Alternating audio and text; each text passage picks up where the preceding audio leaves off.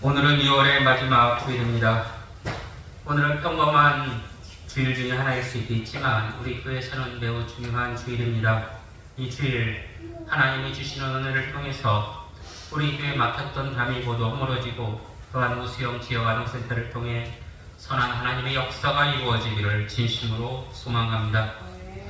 예전에 고향을 떠난 사람들이 부모에게 연락할 방법이 별로 없었습니다. 그래서 부모님에게 편지를 많이 썼죠. 편지 위에 뭐라고 쓰나요? 부모님 전상서, 이렇게 해서 편지를 썼습니다. 부모님 전상서라는 말은 부모님께 올리는 글이라는 뜻이죠. 전화도 편지 않던 시절에는 이렇게 편지로 안부를 묻고 용모를 보기도 했습니다. 그러나 지금 너무나 많은 문화의 차이를 느낍니다. 이렇게 기다릴 시간이 필요 없어졌습니다. 대부분 핸드폰을 통해 음성을 주고받고 문자를 주고받습니다. 이렇게 소통이 원활해진 시대에 여러분에게 여쭤보고 싶습니다. 정말 우리 삶 속에 마음을 털어놓는 진정한 소통이 이루어지고 있는가? 보통 집안에서 사람들과 대화하며 살아야 됨에도 불구하고 아이들은 자기 방 안에서 어머님에게 카톡을 보냅니다. 엄마 뭐 해줘? 그럼 엄마는 가서 나와서 얘기해. 그것이 아니라 엄마는 또 그 주방에서 카톡으로 뭐뭐 해? 이렇게 문자를 주고받습니다. 소통이 편해졌지만 우리 삶 속에 내 마음을 털어놓을 수 있는 소통이 얼마나 있는지 한번 생각해 보는 환경인 것 같습니다. 이렇게 개인적으로도 소통을 하기도 하지만 요새는 회의도 컴퓨터를 통해서 소통을 합니다. 줌 회의라고 들어보셨는지요? 화면을 켜놓고 그 화면을 통해서 여러 명이 회의를 합니다. 서울에 있든 부산에 있든 미국에 있든 어디에 있든 상관없이 회의를 합니다. 저도 이렇게 목회 활동을 하기 때문에 줌 회의를 여러 번 해봤는데요. 사람이 많으면 회의 시간 1시간 안에 한마디 못 하시는 분들도 계십니다.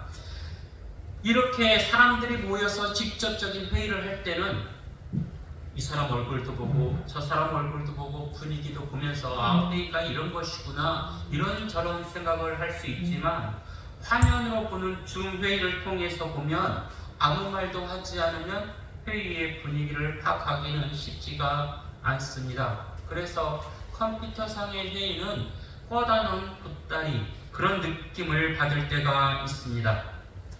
우리 신앙의 형태도 현 시대의 모습을 따라 조금씩 변해갑니다. 사람들이 예전에는 어떻게 해서든지 주일날 왔는데 요즘은 이렇게 생각합니다. 주일날 예배에 참석하지 않으면 영상 예배 드리면 되지 뭐, 이렇게 생각을 합니다. 영상 예배를 안 드리는 것보다 드리는 것이 훨씬 좋겠지만 하나님이 영상 예배를 좋아하실까? 이런 것에 저는 의구심을 가져봅니다. 모두가 한자리에 모여서 얼굴도 보고 찬양도 드리면서 교제도 하는 것이 하나님이 원하시는 참다운 예배가 아닌가 생각이 듭니다. 말씀만 들으려고 하면 세상에 좋은 말씀이 얼마나 많아, 좋은 찬양이 얼마나 많아.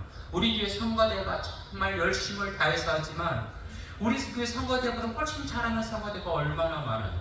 그러나 우리가 우리 교회 성가대의 은혜가 받는 것은 그 진실한 마음으로 찬양을 드리기 때문에 은혜가 되는 것이잖아요. 예배라는 것이 그러죠. 진정한 만남, 하나님과의 만남이 있어야 우리는 진정한 예배라고 볼 수가 있습니다. 어떤 교우들은 이렇게 하기도 합니다. 예배 시간에 고개를 숙이고 핸드폰을 계속하는 교우들이 있습니다. 예배는 왔지만 이것 또한 진정한 예배라고 볼 수 없을 것입니다. 만난다는 것은 만난 그 이상의 의미를 포함하고 있다. 혹시 이런 말씀 들어보셨는지요? 만나면 서로의 얼굴을 보게 되고요. 얼굴 속에 있는 미묘한 그 감정을 바라보게 되고요. 그러면서 서로 관계가 열리게 됩니다. 만나면 서로 영향을 주고받는 일이 많아지는 것이죠. 마틴 부버라는 철학자가 있는데 이 사람이 제일 유명한 말이 나와 너, 이런 말이 유명한 말입니다. 마틴 부고는 이렇게 말합니다. 진정한 만남은 두 존재가 서로 마주보는 것이다. 이렇게 마주보지 않으면 진정한 만남이라고 할 수 없다. 마주보면 이것은 단순한 사건이 아니라 서로 인생에 지대한 영향을 미친다. 그렇게 마틴 부고는 포함합니다. 오늘 우리가 레위기 13장을 읽었는데 일부분을 읽었는데 이 또한 만남이 그 속에서 이루어집니다. 누구와 누구가 만나느냐? 문둥병 환자와 제사장이 만나요. 이 13장과 14장 전체가 문둥병 환자에 관련된 이야기인데 예배 시간상 짧게 읽었지만 오늘 말씀을 통해서 여러분들과 조금 더 깊이 묵상해 보고자 합니다. 지금 대한민국에서 가장 심한 형벌은 무엇일까요? 사형 제도가 있지만 사형하지 않잖아요. 무기징역 제도가 있지만 얼마나 사람들이 사는지 저는 잘 모릅니다. 고대 사회에서 가장 심한 형벌이 무엇인가? 인터넷에 한참 떠도는 이야기가 있었습니다. 판사가 재판을 못하면 그 판사의 살껍질을 모두 벗긴다. 이런 옛날에 형벌이 있었습니다. 어떤 형벌은 사람의 몸에 꿀을 발라놔요. 그리고 그 꿀을 발라놓은 사람을 작은 상자에 집어넣어요. 그리고 그 상자를 풀숲에 던져요. 꼼짝 달싹할 수 없을 정도로. 그러면 풀숲에서 이 달콤한 냄새를 보고 벌레들이 그 몸에 다 오는 거예요. 그래서 그 몸을 조금씩 파먹어요. 한 번에 죽는 것이 아니라 조금씩 파먹어요. 이런 형벌도 있었죠. 조선시대는 이런 형벌이 있어요. 사지를 찢어 죽인다. 이런 말 들어보셨죠? 사람의 손과 팔을 네 군데를 묶고 네 군데에서 소가 끌게 하는 거예요. 그러면 이것이 바로 사지를 찢어 죽이는 형벌이에요. 제가 왜 주일날 이렇게 심한 형벌을 말씀드리냐? 오늘 형벌에 관련된 이야기가 나와서 여러분의 이해를 돕고자 말씀드립니다. 고대 사회에는 사람들이 어디에 살았냐면 이 성벽 안에 살아요. 성벽 안에 보호를 받으며 사는데 옛날에는 야생동물이 많아요. 그리고 도적도 많고요. 또 적의 침략도 많아요. 성벽 안에 산다라는 것은 내가 외부의 위험으로부터 보호받게 된다. 이것을 이야기할 수 있습니다. 그렇다면 그 당시에 가장 큰 형벌은 무엇이냐면 성벽 밖으로 추방되는 것. 이것이 가장 큰 형벌이라고 할 수가 있어요. 성벽 밖에 가면 우선적으로 야생동물들이 있어요. 늑대, 이리, 표범 이런 것들이 밤이 되면 다 와서 뜯어먹을 수가 있죠. 또 누가 있어요? 도적이 있어요. 또 적들이 있어요. 또 추위가 있고요. 보호받을 곳이 없어요. 고대 시대의 가장 큰 형벌은 성 밖으로 추방되는 형벌이었는데 성 밖으로 추방되면 이것은 공동체 사회이기 때문에 사회적, 육체적 죽음을 의미했습니다. 고대 사회에서 죄를 지으면 사람들이 여러 가지 벌을 받는데 예를 들어서 도둑질을 하면 어떤 벌을 받을까? 이스라엘 사회에서 도둑질을 하면 어떤 벌을 받을까? 성경은 배상해야 되고 그를 회복시켜 놔야 된다 이렇게 이야기합니다. 소나 양 훔쳐가요. 도둑질에 가서 그것을 어떻게 처분해요. 그러면 소를 잃어버린 사람, 양을 잃어버린 사람 마음이 얼마나 아플까요? 그런데 도둑이 발견됐어요. 그러면 소 한 마리 훔쳐가면 소 5마리로 배상해요. 양을 한 마리 훔쳐가면 양은 4마리로 배상을 해야 돼요. 훔쳐갔는데 그 훔쳐간 물건은 아직 팔지 않았어요. 그러면 훔쳐간 물건을 그대로 주면 끝나는 게 아니에요. 돌려주고 나서 또 2배의 배상을 해야 돼요. 예를 들어서 어떤 사람이 이거 잠시 맡아줘 했어요. 그런데 이것을 맡아주지 않고 이것을 자신이 가져요. 훔쳤어요. 그럼 어떻게 될까요? 잠시 맡아줘 그러면 근데 훔쳐요. 그러면 가만히 있지 않고 돌려주는 것이 아니라 여기에 또 5분의 1을 더해서 돌려주라고 이야기해요. 도둑질에 대해서 이야기했는데 십경에 보면 도둑질하지 말라, 살인하지 말라도 있잖아요. 살인하는 경우 어떻게 되느냐? 출애굽기에서는 사람을 쳐 죽이면 반드시 그도 쳐 죽여요. 눈은 눈으로, 이는 이로 이렇게 이야기하고, 민수기 35장에서는 철연장을 가지고 죽이면 그도 반드시 철연장으로 죽이라, 이런 이야기가 있습니다. 그런데요, 이런 형벌들이 어디서 행해졌을까요? 성 밖에서 행해졌을까요? 성 안에서 행해졌을까요? 도둑질을 하든 살인을 하든 모든 사람들은 성벽 안에서 행해집니다. 감옥에 갇힐 수도 있고 또 여러 가지 어려움을 당할 수도 있어요. 그런데 문둥병에 걸린 사람의 대처 방안은 그렇지 않았다는 거예요. 그 당시 의료 지식이 사람들이 부족해요. 예를 들어서 어디가 부러져요. 그러면 막 부러진 그 자리에서 치료했겠죠? 근데 어떤 사람이 이래서 화상을 입어요. 그 자리에서 치료했을 거예요. 그런데 문둥병에 걸린 사람은 그 자리에서 치료하지 않았다는 거예요. 사람들이 문둥병에 대해서 더 예민하게 반응할 수밖에 없는데요. 원래 문둥병이라 표현하지 않고 악성 피부병이라고 표현하는 것이 맞습니다. 한번 보시길 바랍니다. 이 문둥병이라는 이 이름, 한센병이라는 이름, 이것이 1800년대에 네덜란드 한센이라는 학자에 의해서 명명된 거예요. 그럼 옛날 사람들은 문둥병이 뭔지 몰라요. 근데 악성 피부병은 알아요. 악성 피부병은 알고, 근데 이것이 문둥병인지 그냥 피부병인지 사람들이 몰라요. 이 문둥병이 생기면 어떠한 일이 생기느냐? 눈썹이 없어지고요, 막 이렇게 손가락이 부러지고요, 어떤 사람은 코가 주저앉고요. 그래서 여러분, 소록도 혹시 가보셨는가요? 네, 소록도나 저기 여수의 애양원에 가면 문둥병 환자의 사진들이 많이 있는데, 거기 있는 사람들 보면 손가락도 없고 코도 주저앉고 눈도 없고 몸에 지체가 많이 있는 것을 볼 수가 있습니다. 이렇게 문둥병에 걸린 사람들은 문둥병인지 피부병인지 이걸 누구에게 확인을 받아야 됐어요. 누구에게 확인을 받아야 됐느냐?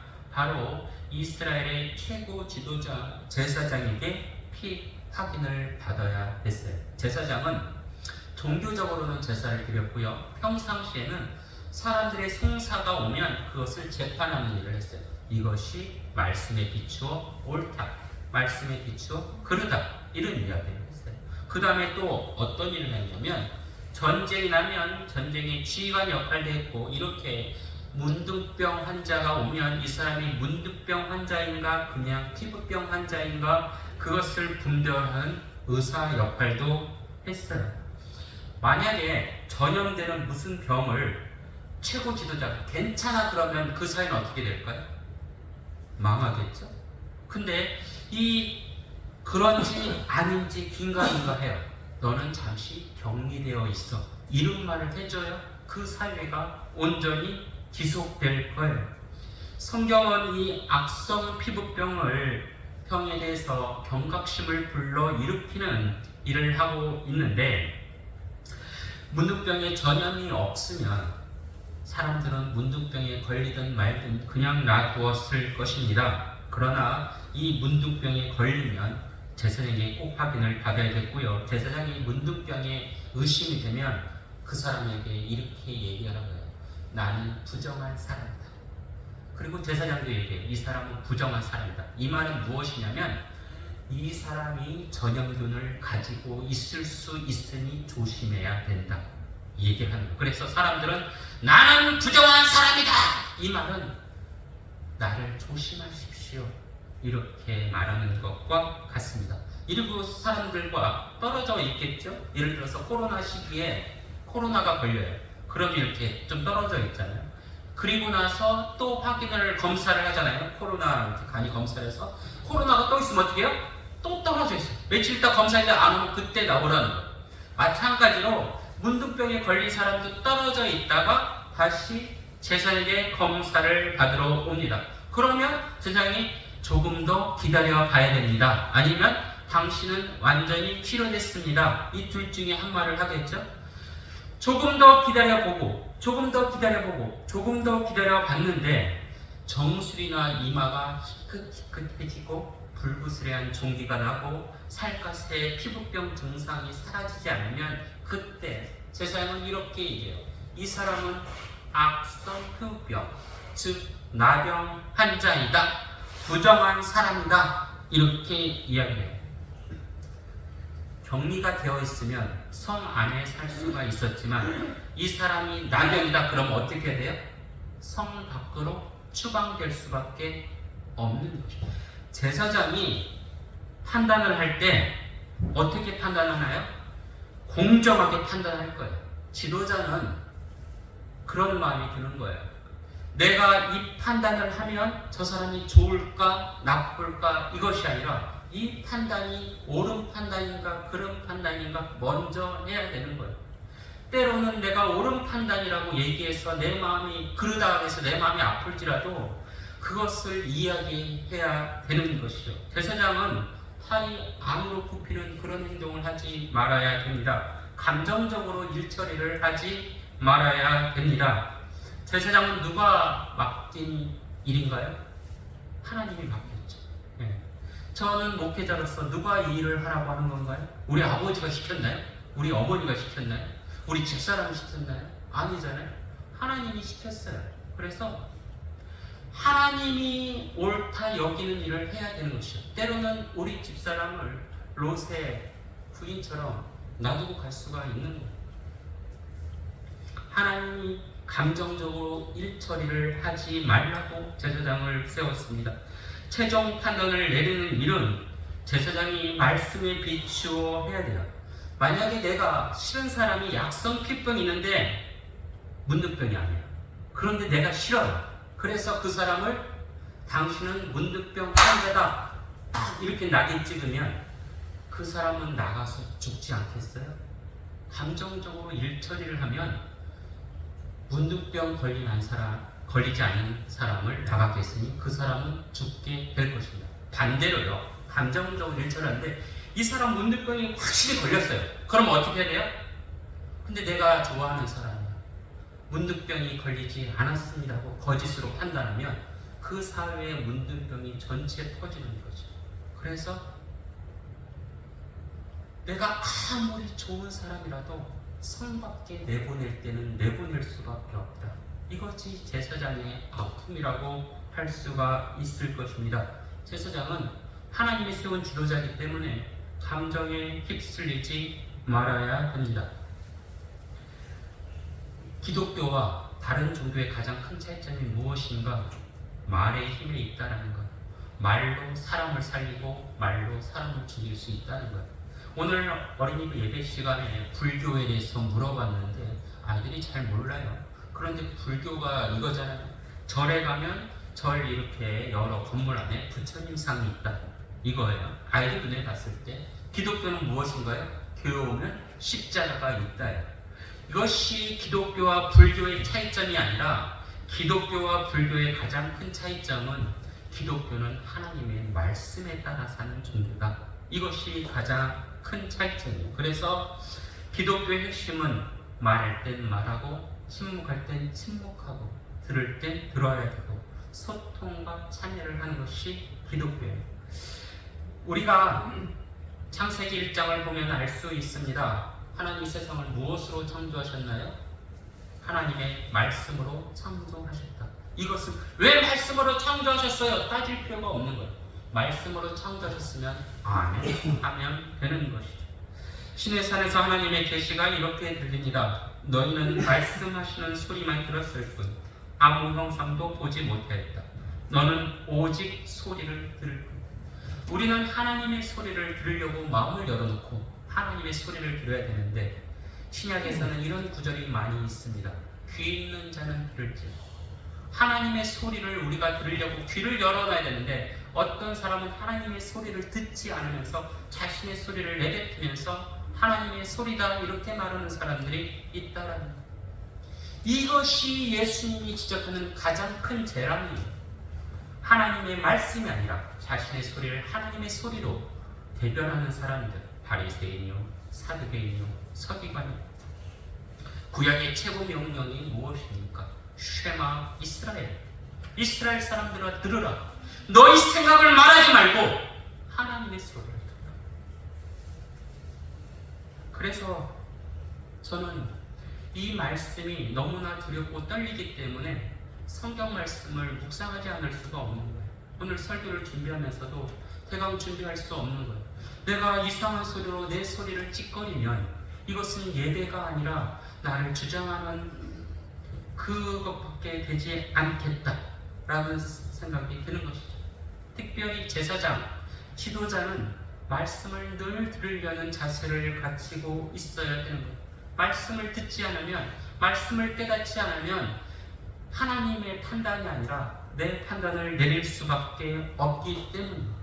사람들을 위로하고 어떠한 조직을 이끌기 위해서는 더욱더 하나님의 소리를 들어야 됩니다. 솔로몬은 그래서 기도합니다. 하늘의 지혜를 주옵소서. 내 생각을 표현하지 않게 하옵소서. 하늘의 소리를 전하게 하여 주옵소서. 인간은 흙으로 만들었죠. 먼지와 같은 존재랍니다. 인간의 생각이 아무리 대단할 것 같지라도 인간의 생각은 한계가 있어요. 인간의 생각으로 하면 먼지 날리는 일밖에 되지가 않는 거예요. 사람이 큰일을 할 수 있는 경우, 언제 큰일을 할 수 있느냐? 하나님의 소리를 들을 때 큰일을 할 수 있는 거예요.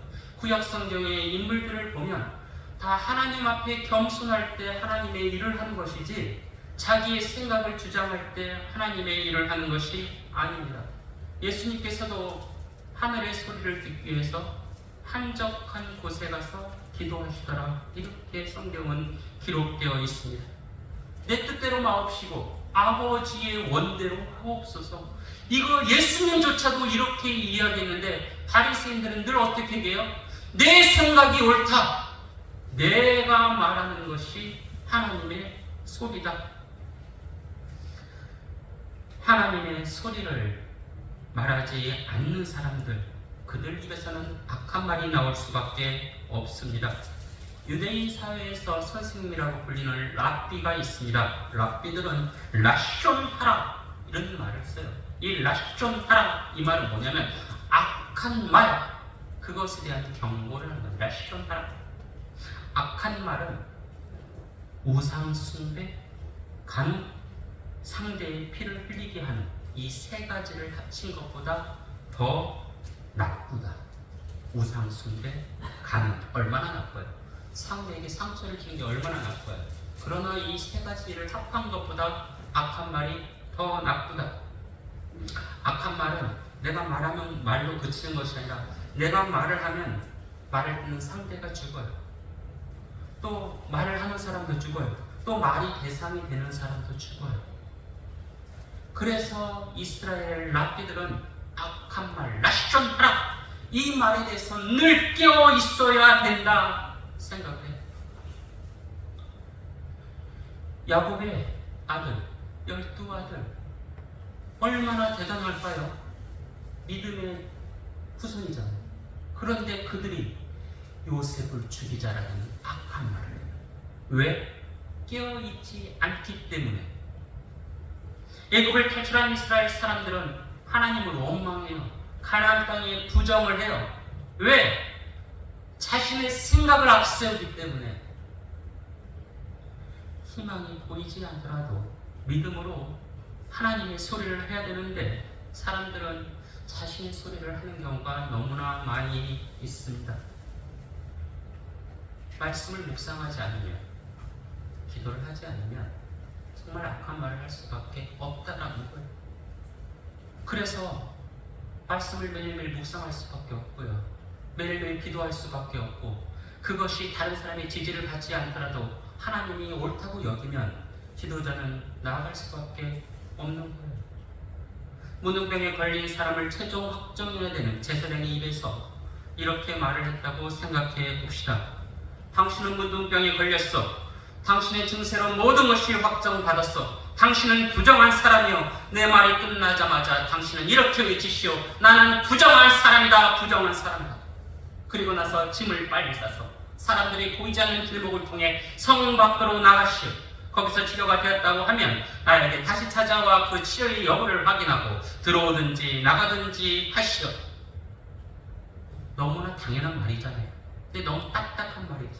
이 말을 들은 문둥병 걸린 환자의 마음은 어떠할까요?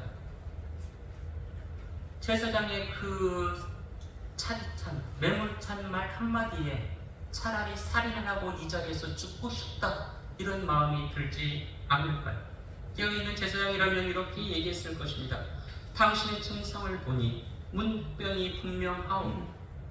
당신과 함께 이 성에서 살고 싶지만 제사장의 입장으로서 당신에게 정확한 판단을 내려야 합니다. 당신은 이 성에서 나가야 합니다. 어쩔 수 없습니다. 그러나 이 성에 나가면 당신이 위험할 것을 저는 압니다. 제 마음은 찢어지지만 저는 기도할 것입니다. 당신이 그 위험으로부터 안전하게 해달라고, 그리고 속히 치료되게 해달라고 기도할 것입니다. 제사장은 그래요. 모든 사람이 듣기에 좋은 이야기가 하는 것이 아니라 하나님이 듣기에 좋은 이야기를 해야 되는 거예요. 다른 이야기를 해야 되는 거예요. 그래서 힘든 것이 제사장이고 지도자의 사명입니다. 지금 세상은 소셜미디어로 가득 차 있습니다. 이 소셜미디어를 통해서 사람들은 더 소통을 할 거라고 생각하지만 소셜미디어를 통해서 사람들이 더 악한 말을 합니다. 라숀 하라.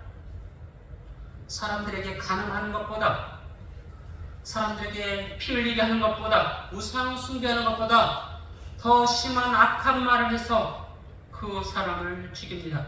악한 말은요, 전염이 있어요. 선한 말도 전염이 있어요. 말씀을 묵상해야 되는 거죠.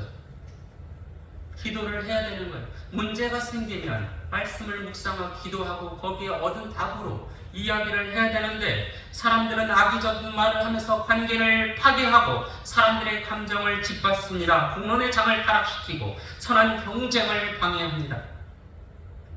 기독교는 만인제사장 교리가 있습니다. 마틴 루터 때 생긴 것인데 사람들은 모두 제사장 직분을 감당할 수 있다.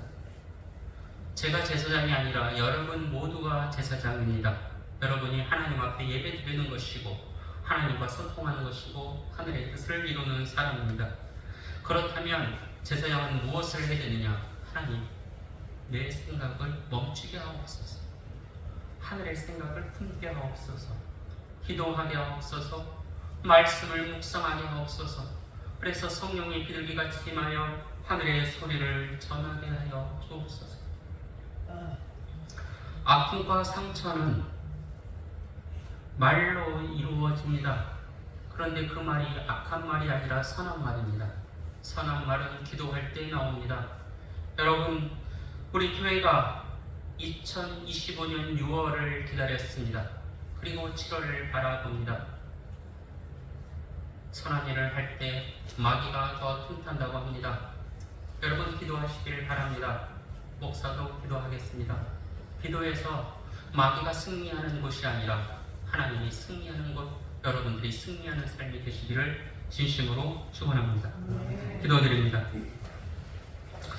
주의 아버지 하나님, 우리 입술에 무엇이 있는지 생각해 봅니다.